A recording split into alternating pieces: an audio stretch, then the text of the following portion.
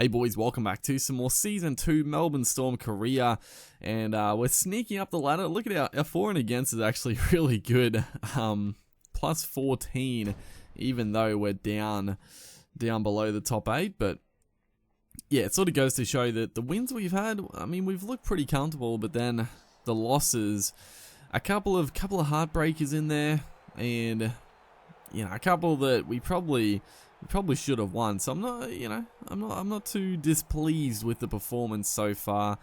And we're taking on Manly here. Always a good grudge match, even though, you know, fairly different teams, especially for Manly. A lot of the, it's funny because I actually enjoy Manly. I actually like watching Manly play nowadays. It is blasphemy to say, but yeah. I don't know, they've turned a new leaf. I think, you know, the Drabojevic brothers, I think they're a lot more likable than the Stewart brothers. That's all I'll say about that.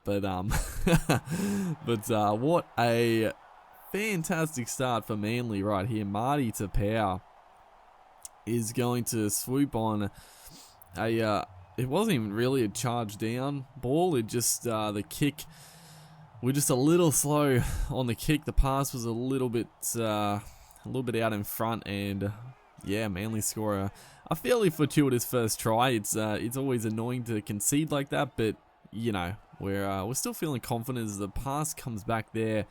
Moses Sully takes the intercept, but thankfully we are able to throw him into takes it one-handed. A little bit of a specky there, but thankfully we could push him into touch, and you know, a little bit of luck going our way, which is good. A bit of bad luck to start the game as Cameron Munster crabs across field looking for support. Nice little offload, but the scramble from the Seagulls there was pretty good, covering across. There's a beautiful pass back on the inside. I thought the play was on, but it just broke down a little bit. Kane Elgey sort of just in the right spot at the right time there, takes the pass, as that looked forward, dude. They usually call those forward, but they do get away with one there. So it's a bit of a back and forth game here. Is now Api Coruscant gets through, throws the offload or the intercept pass, and then we kick it accidentally, but thankfully Drinkwater takes it. So yeah, a bit of a ping pong match going on right now. We just can't.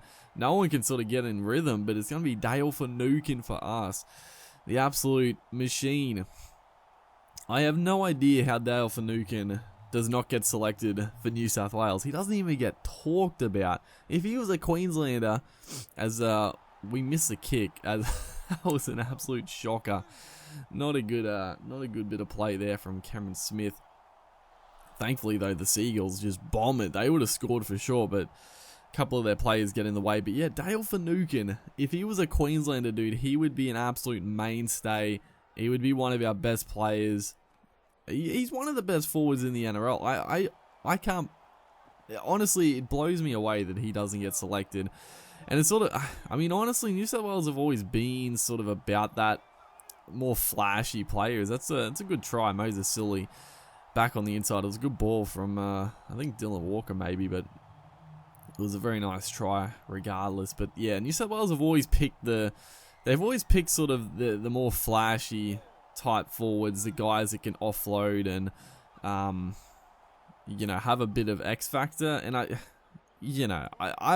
always find it a little bit strange because in Origin, like, the guys that can get these offloads away and have that little bit extra, more often than not, they don't actually play like that in Origin. As beautiful play, Cameron Munster gets a beautiful ball under Addo-Carr. I thought for a second, pin the ears back, son, but the Seagulls had the angle on him right there.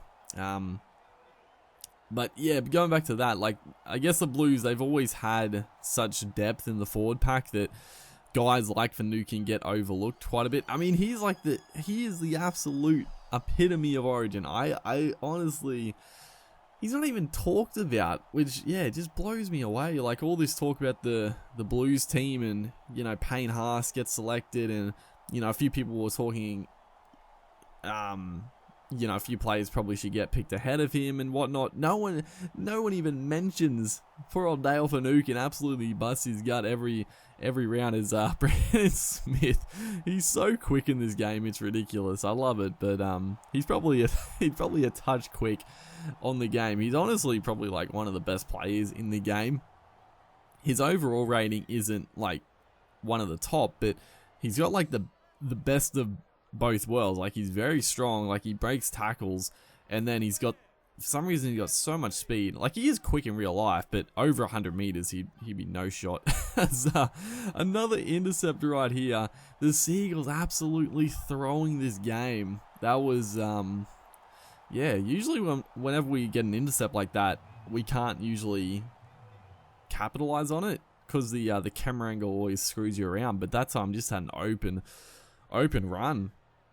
But yeah, Dale Finucane, I just can't work it out. Like, he's just such a, and it's not even like he's just a hard worker. He's not even just like a Dallas Johnson type lock. Like, he's not a guy that's, you know, 40 tackles and a few runs. Like, he's got good impact as well. Like, he's a good hitter.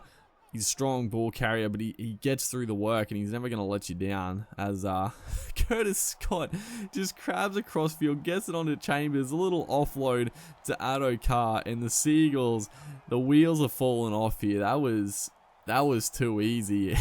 They just let Curtis Scott run across field, and just a massive hole. I don't know what happened. The defense from the Seagulls, they just left a massive hole for Chambers just to go straight through. Unbelievable. But yeah, I know I keep going back. I've talked about Dale Finucane for an age now, but yeah, it just surprises me. As again, another turnover from the Seagulls, and we get the pass to the Fox. Addo Carr, Will Chambers, they're having a field day out here, and all of a sudden, the game was the Seagulls were leading at half. Were they leading halftime? I'm pretty sure they were. It's all of a sudden going to be 28-12. Cameron Smith converts, and jeez, what a turnaround! What an absolute turnaround! As the Seagulls do get a final dig at our try line to sort of put some more respect onto this scoreboard, but it's going to be intercepted again. It's going to be Brendan Nakora now, and he is not going to be caught. Marty DePau is giving it his all, but wow, this is like the first time ever in this game where intercepts and loose carries, or, you know, charge downs or whatever from the AI have actually resulted in us scoring. It's usually the other way around, tenfold, and like occasionally you get intercepts, but I'm never able to convert them because of the camera angle, and usually the defense just comes across. But this game, it just worked. I don't know. 34-12. Hopefully, guys are enjoying the series. Make sure to like, and I'll see you in the next one.